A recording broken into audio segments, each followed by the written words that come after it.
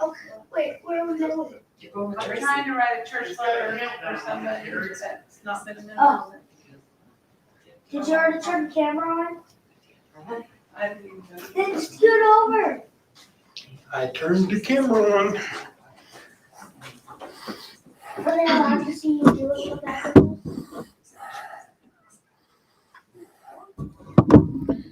All right. So we left Isaiah. And we're moving on to Micah. Micah. I was actually going to skip Micah I go to Kings. and move right into 2 Kings, but That's what I thought. But here we go. So what I'm as I was reading 2 Kings and going through that, I went back and I looked at Micah and I'm like, you know what? Micah's pretty important to read to go along with 2 Kings, where we are in 2 Kings. Because during Micah was during this section that we're going to read in 2 Kings. Micah was just before that.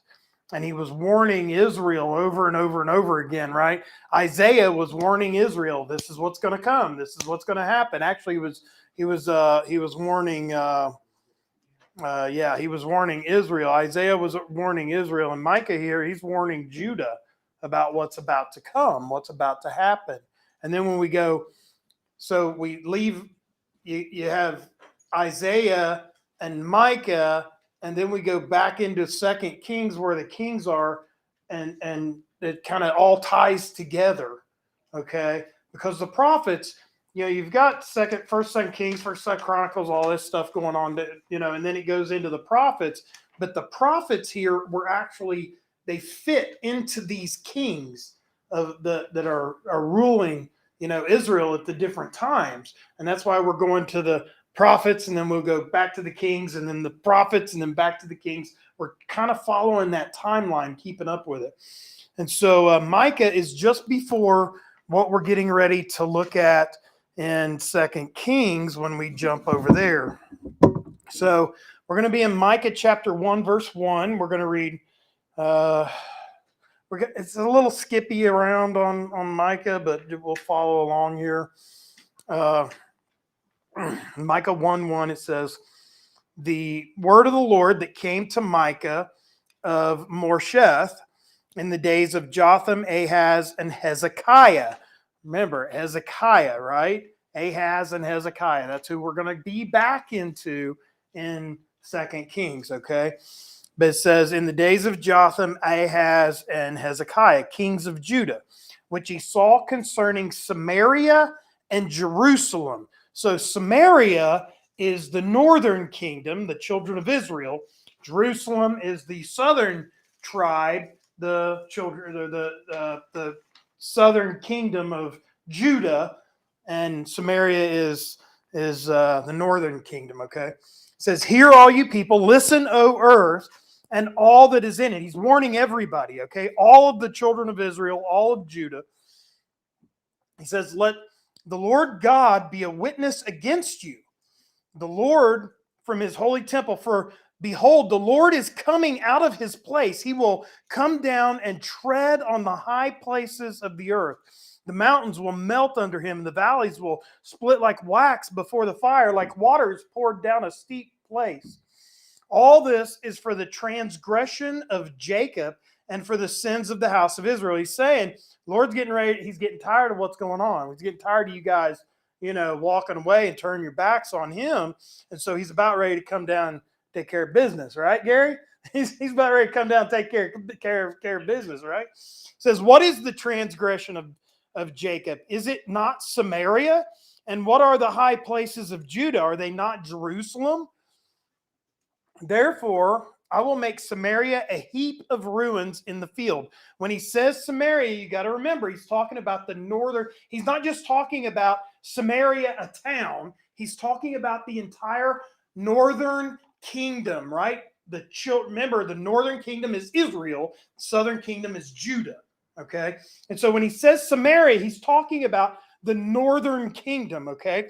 He says, therefore I will make Samaria a heap of ruins in the field, places for planting a vineyard. I will pour down her stones into the valley, and I will uncover her foundations. All her carved images shall be beaten to pieces, and all her pay as a harlot shall be burned with a fire. All her idols I will lay desolate, for she gathered it from the pay of a harlot, and they shall return to the pay of a harlot. Basically, the northern kingdom was really, we've talked about this a couple times now, was really well known for going after idols, right? We've talked about this. That's what they were doing, is they were going after idols. They were playing a harlot, right? They were going after idols instead of following God. And so that's what he's talking about here. He says, therefore I will wail and howl. I will go stripped and naked. I will make a wailing like the jackals and a mourning like the ostriches, for her wounds are incurable. For it has come to Judah. Now he's going into the southern kingdom, right? It has come to the gate of my people, to Jerusalem. So he's saying the sins of the northern kingdom have become so great that they're starting to transgress down into Judah. Remember, he separated them, right? God separated them, and he's trying to keep Judah pure. But he's saying, your sins in Samaria, the northern kingdom, chasing idols. Now you guys have my children in Judah taken astray. They're going after idols there as well, right? It says, tell it not in Gath, weep not at all in Beth Ephron. Roll yourself in the dust. Pass by and naked shame, you inhabitant of Sephra. The inhabitant of Zanan does not go out. Beth Ezel mourns. Its place to stand is taken away from you. For the inhabitant of Marath pined for good, but disaster came down from the Lord to the gate of Jerusalem. Everything north is coming down, and it's coming to the gate of Jerusalem.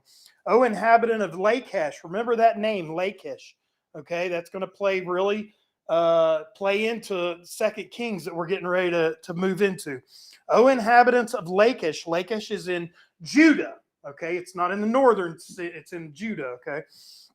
Harness the chariot to the swift steed. She was the beginning of sin to the daughter of Zion, which the daughter of Zion, we know, is Jerusalem, right? That's what he's talking about. For the transgressions of Israel, the northern kingdom, were found in you. Y'all following here? He's saying, Israel, I'm getting ready to take you out. Okay, because your sins are beginning to infiltrate Judah, Jerusalem, right? For the transgression of Israel were found in you. Therefore, you shall give presents to Moresh Gath. The house of Achazab shall be a lie to the kings of Israel. I will yet bring an heir to you, O inhabitant of Merash. The glory of Israel shall come to Adaliam. I hate reading all these crazy names because I have no idea if I'm even close, right? I'm just going at it.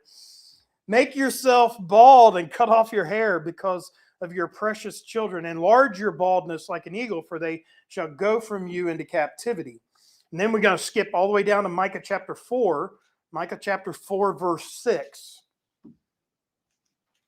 It says, in that day, says the Lord, I will assemble the lame. I will gather the outcasts and those whom I have afflicted.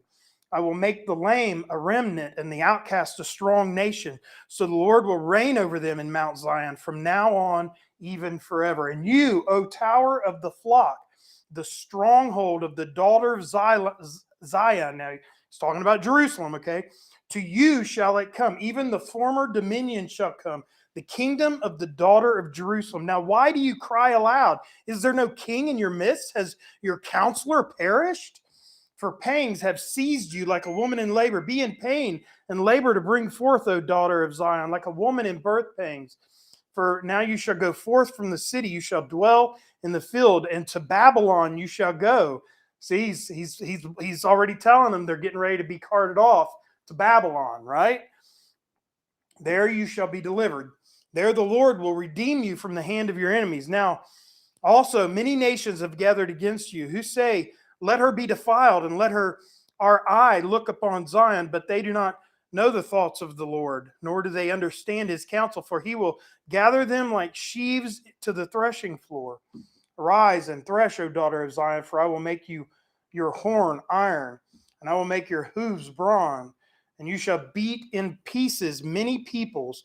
I will consecrate their grain to the Lord and their substance to the Lord of the whole earth. Basically, all of this that Micah is talking about is he's about to rain down upon Israel. And Judah, if you don't watch out, you're going to get caught up. Okay, he's warning. He's trying to warn both the northern kingdom and the southern kingdom of what's coming on. You know, everybody says, well, why didn't you tell me Lord was going to do that? He says, I did. I told you over and over and over again, right? In fact, I was very, very specific. Judah and Israel, Samaria and Jerusalem. I kept telling you over and over again. So let's go ahead and skip down. We're going to go all the way, or go back now. You're going to go back to 2 Kings. 2 Kings.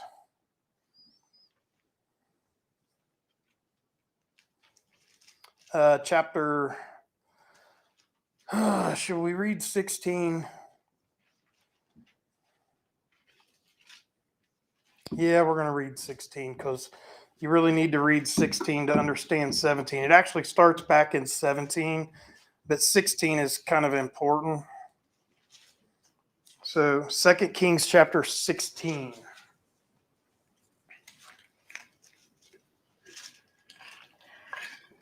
We're finally starting on the next week.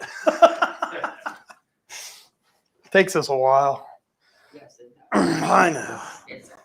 Come on, Tara. I know I talk We're a lot. good. No, we're good. I talk get a all lot. This inside down. I just write all that stuff down, so then when I go back and study, I know what I'm talking about. There you go. That's it. Yeah. All right. So 2 Kings chapter 16, verse 1, it says, in the 17th year of Micah, the son of Remaliah, Ahaz, the son of Jotham, king of Judah, began to reign. So here we're talking about Judah, okay?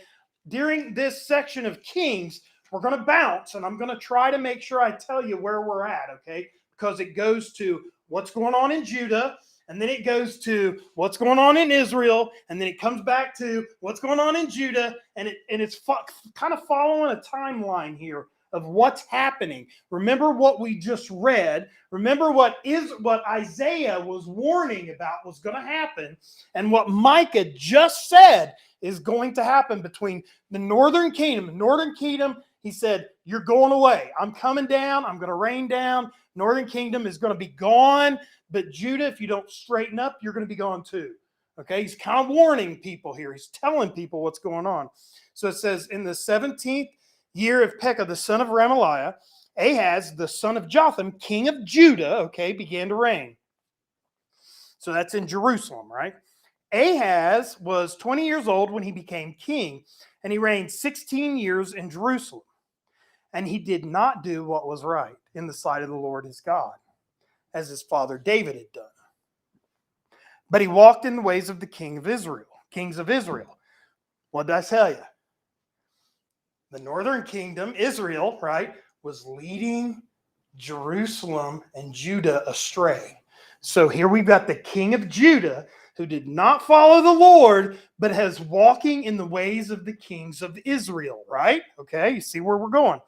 It says, indeed, he made his sons pass through the fire. So he was burning his own children, okay? It says, according to the abomination of the nations. Man, I couldn't imagine taking my own boys and burning them in the fire. Just take your son, just toss him in the fire and burn him up as a sacrifice to some crazy god. I couldn't imagine that. But that's what these people were doing. Okay?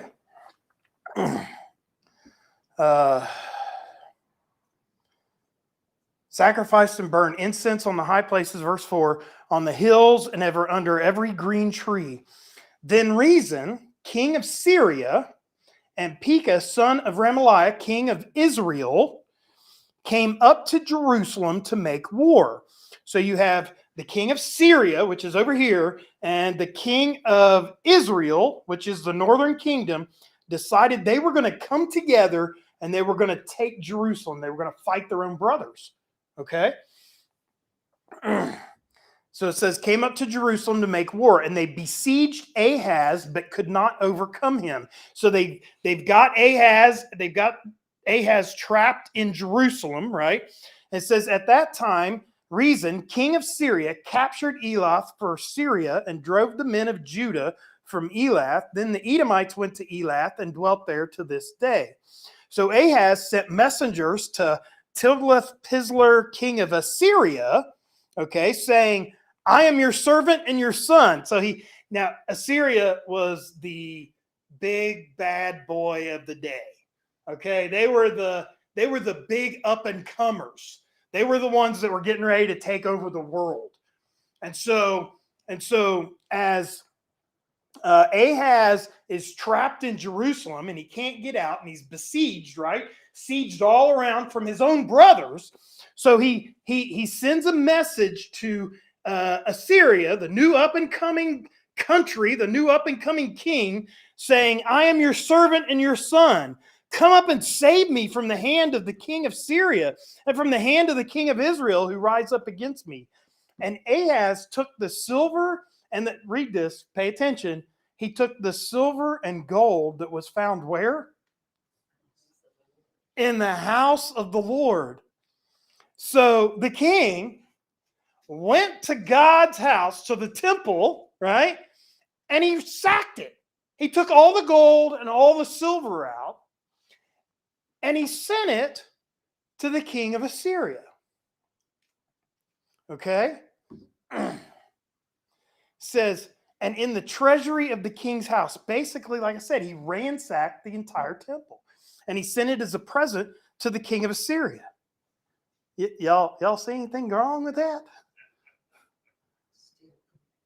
He was instead of trusting God, instead of going to the temple and getting all the gold and silver, I think he should have been at the temple praying for help from God, right? But instead, he goes to the temple and he takes all the gold and silver and he takes it and he sends it to this foreign pagan king to come in and save him. And he's in Jerusalem. He's in Judah. He's God's children. He's the one that God said, that God separated for himself.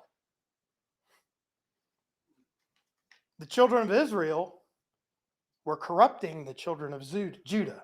Remember? Okay. So the king of Assyria, he heeded him, for the king of Assyria went up against Damascus and took it, carried its people captive to Kir and killed Rezin. Now, King Ahaz went to Damascus to meet Tiglath-Pileser, king of Assyria, and saw an altar that was at Damascus. And King Ahaz sent to Uriah, the priest, the design of the altar and its pattern according to all its works. So this is kind of funny. Well, I mean, it ain't. In reality, it's pretty sad. But so the king of Jerusalem, the king of Judah, right? After the king of Assyria saves them, he decides he's going to go meet with the king of Assyria and party with him. Okay? And so he goes down to meet him and say, thank you for saving us, right? And he stays there a while, okay? Because it says later on, well, we'll get to that in a minute. But he goes down to meet, and he sees this king, and as he's talking with this king, he's thanking this king, he looks over and he sees this king has this big altar set up to worship a pagan god, right? Where they worship their god, right? And so he sees this altar and he goes, man, that's pretty cool. Well, wait a minute. You've got the best altar of all back home in Jerusalem, right? They had God's altar made with gold and bronze and silver. It's just beautiful. If you read about Solomon's court and how beautiful this was and just amazing. But he's in Assyria and he sees this Assyrian altar, which I'm sure was kind of like looking at a VW instead of a Ferrari. Okay, back home he's got a Ferrari, and he sees this VW sitting he's like, man, that's pretty cool. I like that. And so what he does, he takes, he draws. I could see him, he sketches it all out. Yeah, that's pretty cool. I like that, right? And he makes the plans all up, And he sends them back home to the priest. Now, the priest, instead of going, dude, this is really jacked up. We got the best altar in the world right here. But you want me to build this? He didn't. He just went ahead and built it. Okay? And before the king gets home,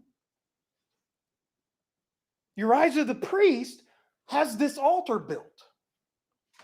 The same one to a foreign god in Assyria. Okay? And that wasn't enough for the king of Judah. Right? Verse 11. Then Uriah the priest built an altar according to all that King Ahaz had sent from Damascus. So Uriah the priest made it what? Before King Ahaz came back from Damascus. King Ahaz was having a party, right, with the king of Assyria. They were partying. They just won the war, right? And so he sends this thing back home, and the priest has it built before he gets home. It says, verse 12, when the king came back from Damascus, the king saw the altar, and the king approached the altar and made offerings on it. So he didn't go home and thank the Lord and put offerings on God's altar. No, he goes home and he goes, oh, wow, look, cool new altar. Got my VW now, right? Put the Ferrari back in the garage. He wants to make offerings in Judah, in Jerusalem, on a foreign pagan god altar that he had built, okay?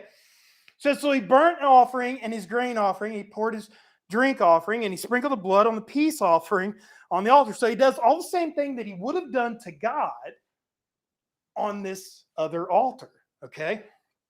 It says he also brought,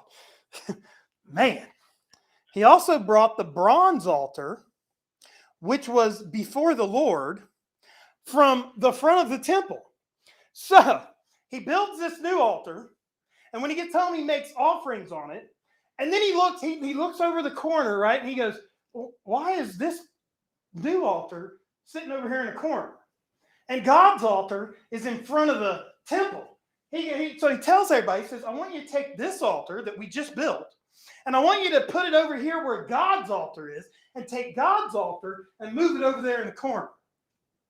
Y'all catching where he's going? It's not. Things aren't working out real well, Terry. Things aren't going real well for her, okay? It says, then King Ahaz commanded Uriah the priest, saying, on the great new altar, he's calling it the great new altar, okay? Burn the morning burnt offerings, the evening grain offerings, the king's burnt sacrifices, his grain offerings, with the burnt offering of all the people of the land, their grain offering and the drink offering, and sprinkle on it the blood of the burnt offering, and all the blood of the sacrifice. The bronze altar shall be for me to inquire by. So I want you to make all the offerings to God, to the pagan God, and then I'll save God's altar over here if I want to talk to God. Whenever I feel like I want to talk to God, then I'll use that one, right? Whenever I want to talk to him. So thus did Uriah the priest, according to all that King Ahaz commanded. King Ahaz cut off the panels of the carts, removed the lavers from them. Y'all remember what was in King Solomon's porch? He had the carts and the lavers and the pools and the all the stuff that was in the King Solomon's court, right? It says, and King Ahaz cut off the panels of the carts, removed the lavers from them, and he took down the seat from the bronze oxen that were under it and put it on the pavement of stones. And he also removed the Sabbath pavilion, which they had built in the temple. And he removed the king's outer entrance from the house of the Lord on account of the king of Assyria. Now the rest of the acts of Ahaz, which he did, are they not written in the book of the Chronicles of the kings of Judah? So Ahaz rested with his fathers, and he buried with his fathers in the city of David. Then Hezekiah, his son, reigned in his place. So this is what happened, okay? The children of Israel, the northern tribes, joined together with the king of Syria, okay, and they went against Judah, right? And they almost won, but they didn't. Okay, that's what happened in this section. Because the king of Judah called for help, not from God, but from the king of Assyria. And he gave the king of Assyria everything that was found in the temple as payment for helping him. Basically, he took from God and gave to a pagan king to fight his battles for him. Y'all following what's going on here with the king of Judah, right? And so because of this tribute or this payment, Assyria comes to their aid. They win the battle for him. The king of Judah, all right, then goes to wherever the king of Assyria is, to party with him and thank him for helping defeating Israel. And while he's there, he sees this great big altar to the gods of Assyria, and he builds this altar back home, and he has it all built by the time he gets back, and starts offering all these offerings on it. So, and then he takes all the gold and all the bronze, all the statues, all the stuff, and he melts them all down. And he makes this paved road to the new altar with the stuff from God's. Things aren't going real well. I'm telling you, it's getting bad. So anyway, 2 Kings chapter 17, that's where we're going to pick up. Okay, that's where we are. It says, in the 12th year of King Ahaz, king of Judah, the guy that made the new altar, right? Hosea, the son of Elah, became king of Israel in Samaria. And he reigned 9 years, and he did evil in the sight of the Lord, and not as the kings of Israel who were before him. Shalmaneser,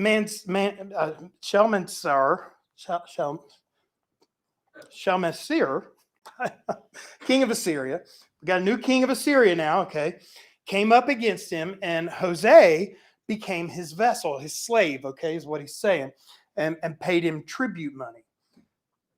Basically, this is the beginning of the end for Israel. Okay, this is literally, this chapter that we're reading is the end of Israel. The northern kingdom is no more. Okay, so let's follow along. So, the king of Assyria comes up against Israel, the northern kingdom, and they pay him tribute money, okay? So he pays him off. And so after Assyria has taken control now of both Judah and Israel, remember, Judah had joined forces with Assyria all on their own, right? Now, Assyria has moved into Israel, and Israel begins paying them off, right? So verse 4, and the king of Assyria uncovered a conspiracy by Hosea, for he had sent messengers to So, king of Egypt, and brought no tribute to the king of Assyria as he had done year by year. He gets tired of paying off Assyria year after year. This is Israel, okay? Israel, not Judah, not Jerusalem, but Israel. He gets tired of paying off the king of Assyria. And so he sends to Egypt, okay? He says, hey, I want to pay you to come and get us out of this mess with Assyria, okay? So the king of Assyria finds out about this plan before the messenger gets to Egypt. And it says, therefore the king of Assyria shut him up and bound him in prison. Takes the king of Israel, shuts him up and binds him up in prison, okay?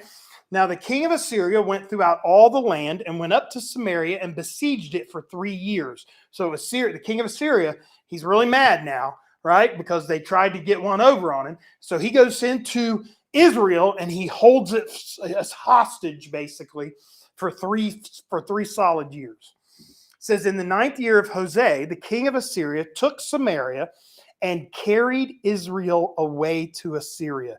All of them, right? Placed him in Halah and by the harbor, the river of Gozan, and in the cities of the Medes.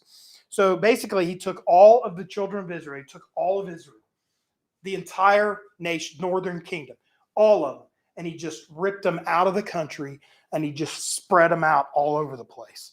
He got rid of them, okay? For so it was that the children of Israel had sinned against the Lord their God, who had brought them up out of the land of Egypt, from under the hand of Pharaoh, king of Egypt. And they had feared other gods, and he had walked in the statutes of the nations whom the Lord had cast out from before the children of Israel, and of the kings of Israel which they had made. Also the children of Israel secretly did against the Lord their God things that were not right. And they built for themselves high places in all their cities, from watchtower to fortified city. They set up for themselves sacred pillars and wooden images on every high hill and under every green tree. They burned incense on all the high places like the nations whom the Lord had carried away before them. Remember, who was the nation that the Lord carried away before them? They were in the land of Canaan, right? And so they carried away Canaan, right? The Lord got rid of Canaan and moved Israel in, right? That's what they did, okay? So they were getting to be just as bad as Canaan was. Says, for they served idols of which the Lord had said to them, you shall not do this thing. Yet the Lord testified against Israel and against Judah by all of his prophets, every seer, saying, turn from your evil ways and keep my commandments and my statutes according to all the law which I commanded your fathers and which I sent to you by my servants, the prophets. Just like we've been reading the last few Wednesdays that we've been studying, right? We've been reading all these prophets, all these warnings over and over and over and over again. And that's what he says here. I've been warning you, right? I've been warning you just like I've been telling, right? Verse 14, nevertheless, they would not hear. Stiffen their necks like the neck of their fathers who did not believe in the Lord their God. And they rejected his statutes and his covenant that he had made with their fathers and his testimony which he had testified against them. They followed idols, became idolaters, and went after the nations who were all around them, concerning whom the Lord had charged them, that they should not be like. They should not do like them. So they left all the commandments of the Lord their God, made for themselves a molded image and 2 calves, made a wooden image and worshipped all the hosts of heaven and served Baal. And they caused their sons and daughters to pass through the fire, practiced witchcraft and soothsaying, and sold themselves to do evil in the sight of the Lord to provoke him to anger. Therefore, the Lord was very angry with Israel. Remember, he's talking about the northern kingdom of Israel right here. It says, and he removed them from his sight. There were what? How many? There were none left but the tribe of Judah alone. This is the end of Israel. The end of the northern kingdom. Verse 19. Also Judah, he's got to make sure he plugs in here and says, Judah, you ain't all peaches and cream. Y'all were just as bad, okay? It says also Judah did not keep the commandments of the Lord their God, but walked in the statutes of Israel, which they made. Remember, Micah was saying, Israel, God is coming for you because you made Judah sin. Right? Okay. It says, verse 20, and the Lord rejected all the descendants of Israel, afflicted them, and delivered them into the hand of plunderers until he had cast them from his sight. So this is, and so right here is where it actually started. This next verse is going to tell when the split, when Jeroboam was the very first king, when Israel and Judah split, when they became the northern kingdom and the southern kingdom. That was directly after Solomon, right? King Solomon. King Solomon's son sat on the throne in Jerusalem, and Jeroboam sat on the throne in Israel, in the northern kingdom. And that's what he's saying right here. He's saying this is when it started, right? For he tore Israel from the house of David, and they made Jeroboam the son of Nebat king. Then Jeroboam drove Israel from following the Lord and made them commit a great sin. For the children of Israel walked in all the sins of Jeroboam, which he did. They did not depart from them until the Lord removed Israel out of his sight. So as long as Israel had separated as the northern kingdom, they never once followed God. Okay? As he had said by all his servants and prophets. So Israel was carried away from their own land to Assyria, as it is to this day. Then the king of Assyria brought people. This next section is funny. So the king of Assyria, he took all of Israel, all the children of Israel, took them out of the northern kingdom. So now what do you got? You got a bunch of empty cities, a bunch of empty land, but it's good farmland. It's great. This is the best land. Remember, what was it? It was the best land, the best of the best, the land of Canaan. It was the best land of all the Middle East, right? The land of milk and honey. And so he took all the people out, and so he had to bring more people in order to farm the land, keep going, right? You couldn't let the land go to waste, right? So it says, then the king of Assyria brought people from Babylon. They get carted off to Babylon at one time, right? Okay. It says they brought in the people from Babylon, Cuthan, Ava, Hamath, and from Sepharvaim, and placed them in the cities of Samaria, which is the entire northern kingdom, okay, instead of the children of Israel. And they took possession of Samaria and dwelt in its cities. And it was so, yeah, okay. And it was so at the beginning of their dwelling here that they did not fear the Lord. They were foreigners, right? Pagans. They didn't worship God. They didn't fear the Lord, right? It says, therefore, the Lord sent lions among them, which killed some of them. Could you imagine? Man, I'm going to take you and I'm going to move you into the land of milk and honey. I'm going to give you this farm. All you got to do is take care of it, right? It's already there. It's already planted. All you got to do is deal with it. And you're out there picking your grapes or whatever it is that they were picking or whatever they were farming, right? And the lion just jumps out of nowhere, just rips you apart into pieces.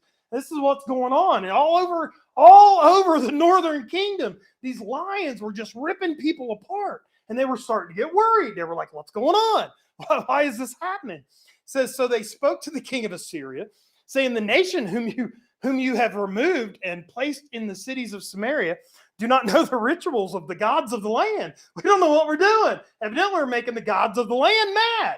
Remember, they were paganistic gods, right? Which had many gods, right? So they were thinking, well, we're just making the gods mad because we don't belong here, right? Little did they know. Therefore, he has sent lions among them, and indeed they are killing them because they do not know the rituals of the God of this land. So the king of Assyria commanded, saying, send there one of the priests whom you brought from there. Let him go and dwell there, and let him teach them the rituals of the God of the land. Remember, teach you the rituals. That's not how God works, right? God don't work on rituals. But they did, okay? That's how they did, right? They did on rituals.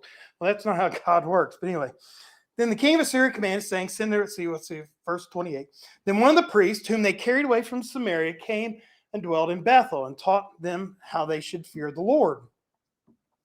However, every nation continued to make gods of its own and put them in the shrines on in the high places, which the Samaritans had made. Every nation in the cities where they dwelt. The men of Babylon made Succoth ben Notha. The men of Cuth made Nergal. The men of Hamath made, they're just telling, each different people that lived there had their own gods, right? Verse 32, so they feared the Lord, and from every class they appointed for themselves priests of the high places who sacrificed for them in the shrines of the high places. They feared the Lord, yet served their own gods, according to the rituals of nations from among whom they were carried away. Basically, it was like this. We're going to stay home, and Tom, you go to church, and you sacrifice for us, right? You go to church, you sacrifice for us. We're going to sacrifice to our own gods, but make sure you mention my name, right? Make sure you mention my name. Make sure you say, Gary, this sacrifice is for Gary, while Gary's out sacrificing to his own little pagan god, right? Okay, so that's what he's doing. I know, it's always you, man. You're always in trouble, Gary.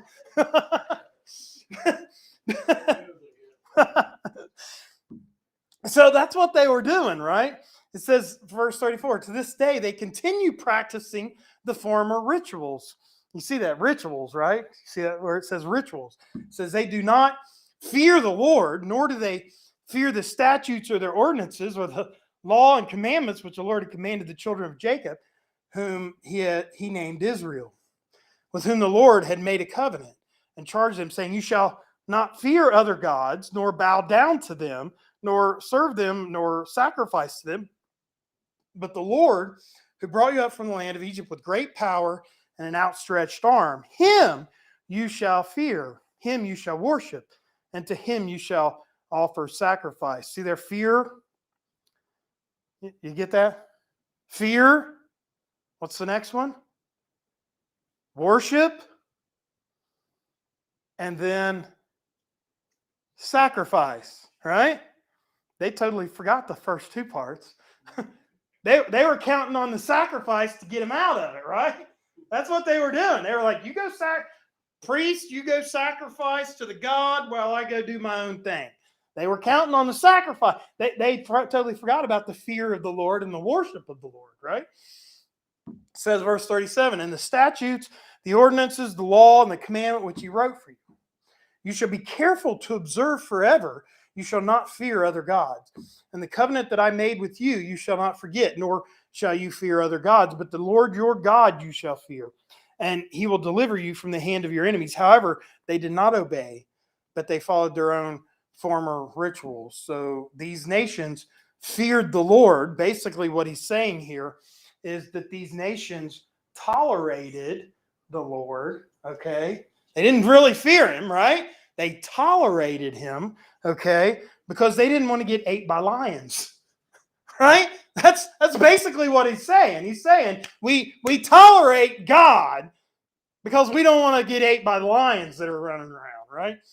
He says, but yet they served their carved images, also their children and their children's children have continued doing as their fathers did even to this day. Israel is no more. It's done, right? And now, since we see what happened to Israel, the northern tribe, this next chapter deals with the southern tribe of Judah. Remember, they were just as bad, right? Right, Keith? They were just as bad, okay? And so this next section here, this next chapter is going to deal with them.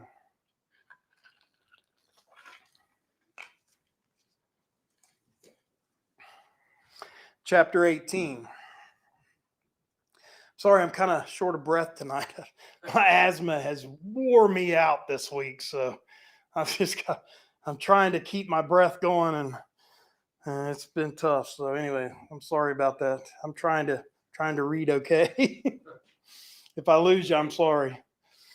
Chapter 18. Now it came to pass in the 3rd year of Hosea, the son of Elah, king of Israel, that Hezekiah, the son of Ahaz, king of Judah, began to reign. Now, so what they didn't just pick up where we left off, where Israel had been carted away. Okay, now they went back up in time. Okay, so we went through Israel where they were, and then they got carted off, and now this goes over here to Judah and goes up about midways in that time frame, and so that's where we are. Okay, we've already covered what's going on in Israel. Now we're going to cover what Judah's going on at the exact same time of what we just read, okay? So it says he was 25 years old when he became king, and he reigned 29 years in Jerusalem. His mother's name was Abi, the daughter of Zechariah. And he did what was what? What was right, okay, in the name of in sight of the Lord, according to all that his father David had done. He removed the high places and broke the sacred pillars, cut down the wooden images, and broke in pieces the bronze serpent that Moses had made. Y'all remember what the bronze serpent was? Yeah, the big snake that Moses had made, put up on the pole when the snakes attacked, and they had to look at the snake to heal themselves. Y'all remember that back in I think it's Deuteronomy, I think. But anyway, but that was still standing in Judah, okay? So it says that he broke this down, okay? For until those days, the children of Israel burned incense to it and called it Nushatan, the great serpent. The children of Israel were actually coming into Judah to worship this serpent on a pole. They weren't coming to the feasts in Jerusalem But they were coming to Judah. This is where they were failing, right? This is where they were leading Judah astray. They were coming into Judah, into their hometown, and they were worshiping this big pole with a snake on it. And they called it the Great Serpent. And they were worshiping this instead of coming and worshiping God. It says, verse 5, it says, he trusted in the Lord God of Israel, this new king of Judah, okay, so that after him was none like him among all the kings of Judah, nor who were before him, for he held fast to the Lord. He did not depart from following him, but kept his commandments, which the Lord had commanded Moses. The Lord was with him. He prospered wherever he went. And he rebelled against the king of Assyria. Now remember, Judah had made this agreement, right, with the king of Assyria, the previous king of Judah. And so when he takes over, okay, he's like, yeah, I'm not going to do this anymore. He's like, I'm not going to be sending any more money to the king of Assyria. I'm not paying him off anymore. We have God, right? He was turning to God the way that it should have been the whole time, okay? It says the Lord was with him, prospered, and he rebelled against the king of Assyria and did not serve him. He subdued the Philistines as far as Gaza and its territory, from watchtower to fortified city. Started taking back cities of Jerusalem that these kings of Assyria had formerly taken. Okay? It says, now it came to pass in the 4th year of King Hezekiah, which was the 7th year of Hosea, the son of Elah, king of Israel, okay, that Shalmaneser, king of Assyria, came up against Assyria and besieged it. We already read this, right? Now we're at the point where we were last time in the last chapter, okay? The king of Assyria came up and besieged Samaria, the northern kingdom, and he took it. That was what we just read. It says, and at the end of 3 years, they took it. In the 6th year of Hezekiah, that is the 9th year of Hosea, king of Israel, Samaria was taken. That's the northern kingdom, okay? Then the king of Assyria carried Israel away captive to Assyria, put them in Halah and Habor, the river Gazon, and cities of the Medes, because they did not obey the voice of the Lord their God, but transgressed his covenant. And all that Moses, the servant of the Lord, had commanded, and they would neither hear nor do them. So Israel's gone. King of Judah, he's turned over a new leaf. Okay, we got this new king in, and he's began following the Lord and bringing back worship to God. And the king of Assyria, he didn't like that. Okay, he took the northern kingdom, and now he's going to come after the southern kingdom. Okay, he's going to come after Judah. Verse 13, and in the 14th year of King Hezekiah, Sennacherib, king of Assyria, came up against the fortified cities of Judah and took them. So Assyria comes into the... You got to remember, Judah is not just Jerusalem. Judah is the entire northern kingdom, okay? So there's all these cities all around Judah in the northern kingdom. So the king of Assyria comes into the land of Judah, and he starts taking down cities one by one. Bam, got this one. Bam, got this one. Bam, got this one, right? And so he's taking them down one by one. And he's on his way to Jerusalem because Jerusalem is the capital. Once he takes Jerusalem, he's got all of the southern kingdom, right? Okay, following? So Hezekiah, king of Judah, sent to the king of Assyria at Lachish. Remember we talked about Lachish earlier in Micah? We were talking about, remember Micah was saying, Lachish, you evil city, right? Okay. Lachish was in Judah, okay? So Hezekiah knows they're on their way to Jerusalem. And so he sends messengers and he says, I've done nothing wrong. Turn away from me. Whatever you impose on me, I will pay. And the king of Assyria assessed Hezekiah, king of Judah, 300 talents of silver and 30 talents of gold. So he basically tells Hezekiah, he says, Hezekiah, if you send me this much money, I'll think about it. I'll think about turning around. He's getting ready to make a deal with the devil. Okay? So Hezekiah gave him all the silver. Hezekiah does the same thing Ahaz did, right? Okay? He goes in. He don't have enough. Hezekiah don't have enough gold, enough silver. And so what does he do? He goes to the Lord's house, starts taking that stuff. Okay, so Hezekiah gave him all the silver that was found in the house of the Lord and in the treasure of the king's house. At that time, Hezekiah stripped, they even took the doorknobs off, right? Stripped the gold from the doors of the temple of the Lord and from the pillars which Hezekiah, king of Judah, had overlaid, and gave it to the king of Assyria.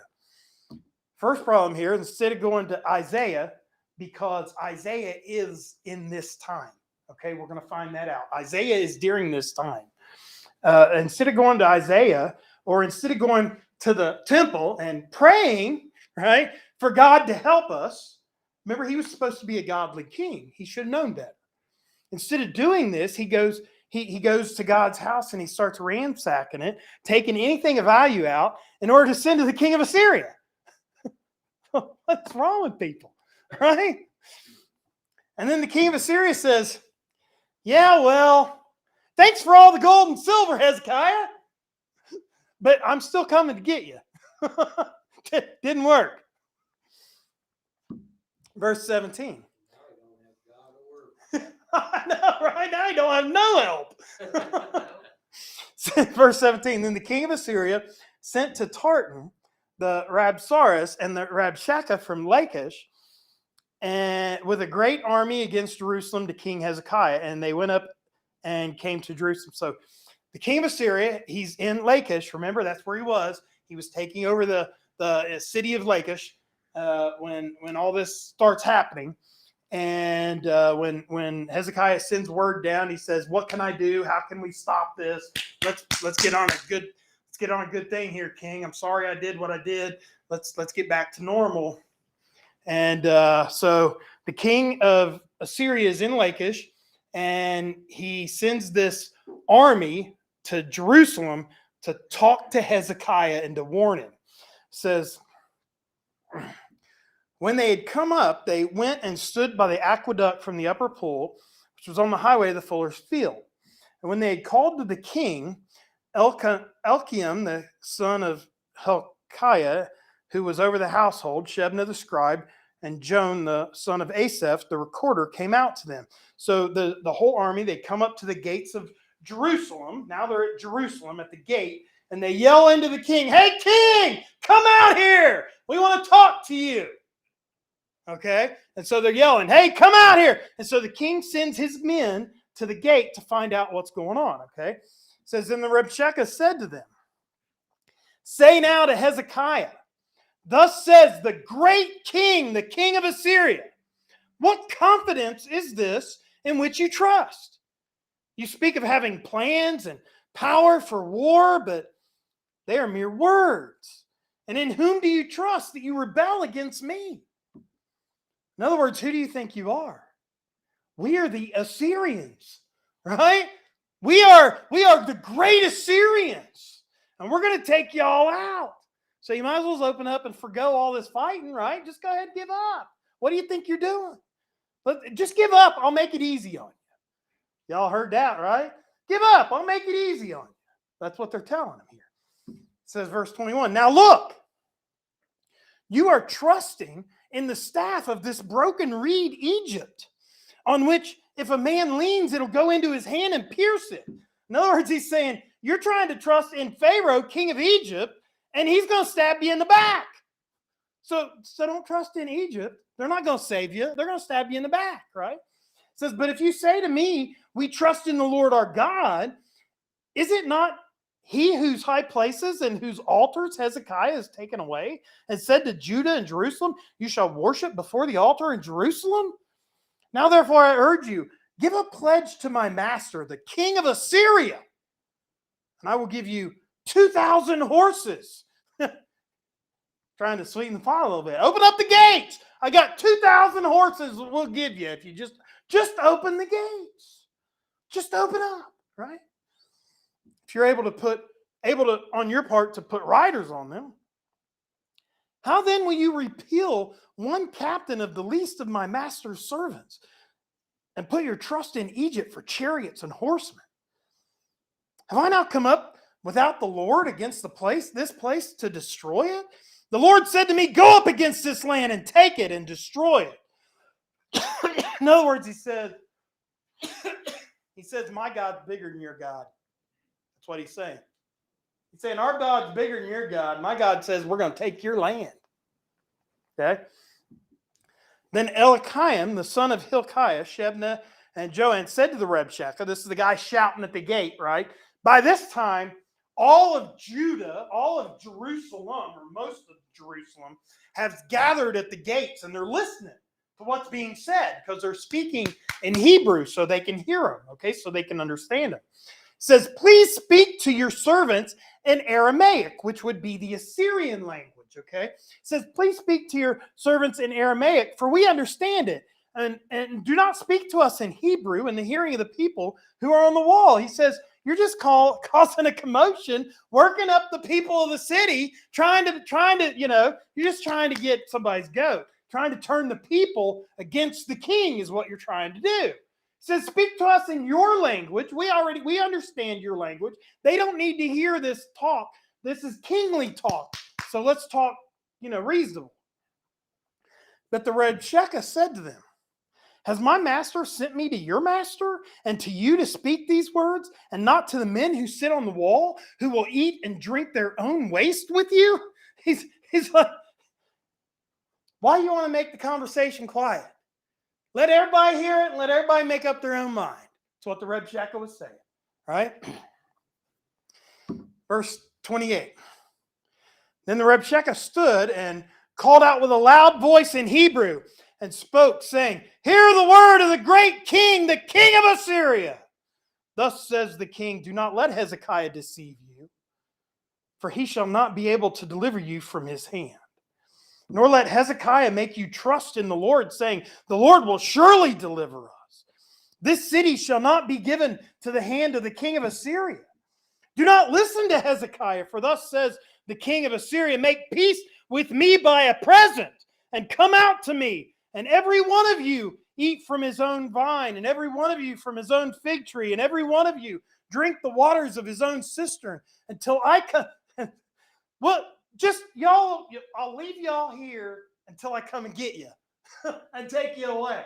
Okay, that's what he says. He says, until I come and take you away to a land like your own land. Don't worry, because I'm going to take you to a land just like this. No, he's not. That is not what he's going to do, okay? A land of grain and new wine, a land of bread and vineyards, a land of olive groves and honey, that you may live and not die. Everything will be okay. Just give up. Just give up, right? Don't listen to your king. It says, but do not listen to Hezekiah, lest he persuade you, saying, the Lord will deliver us. Has any of the gods of the nations at all delivered its land from the hand of the king of Assyria? Where are the gods of Hamath and Arpad? And where are the gods of Sepharad and Hena and Iva? Indeed, have they delivered Samaria from my hand? Who among the gods of the lands have delivered their countries from my hand, that the Lord should deliver Israel from my hand? In other words, I don't care what God is out there, Assyria is going to take them, right? Our God's bigger than your God. That's what he says. Who among all the gods of the land have delivered their countries from my hand, that the Lord should deliver Jerusalem from my hand? But the people held their peace and answered him not a word, for the king's commandment was, do not answer him. Then Eliakim and the son of Hilkiah, who was over the household, Shebna the scribe, Joanne the son of Asaph the recorder, came to Hezekiah with their clothes torn and told him the words of the Rebshakeh. So they go back and they start talking to the king and telling the king what the king of Assyria out there was saying here. And that's where we're going to end. It's 8 o'clock. We're just getting good, man. It's just getting good. So we'll pick up in chapter 19. When Hezekiah hears the words, what do? Hezekiah. Okay, so Kings chapter 19 we'll pick up next week. Anybody got anything to say? Some things never change. I hope y'all understood me okay, because if you didn't tell, I was kind of puffing and huffing up here a little bit. I'm having a hard time. This week's been rough for me with my asthma, so. No, I ain't gonna have to take no Tylenol. Oh, you're gonna have to take some Tylenol? Maybe I won't. Oh, since I wasn't screaming and yelling. Woo! Praise the Lord. Thank you, Jesus. Let's go ahead and pray. Lord, thank you for allowing us to come together this evening and just read your word and learn new stories that we may not have really understood before, maybe that you've just kind of revealed them to us in a brand new way. Lord, I pray that you've been able to speak to your people tonight, people out there watching online, the people here in the auditorium that have came to read and to spend time with you this evening. Lord, I just pray that you descended your spirit upon them and you allowed them to be able to understand more of your word tonight. Lord, I pray for those that are sick and that are having problems, that are home and ill. Brother Bill, I pray for him, Lord, and Helen, and Lord, I pray for Kathy and just everybody that's having some problems that could definitely use a hug from you tonight, Lord. Lord, I pray for them, and Lord, I pray that you just go with us the rest of this week, Lord, and bring us back Sunday. Lord, be with me this weekend as I have to deal with funerals and some other things that I've got to deal with. Lord, I pray that you just give me the peace and the time that I need to prepare for Sunday morning. Lord, be with us as we come to Lord's Supper on Sunday, and help us to cleanse our heart and our minds and our souls and come ready to worship you. In Jesus' name, amen. Amen.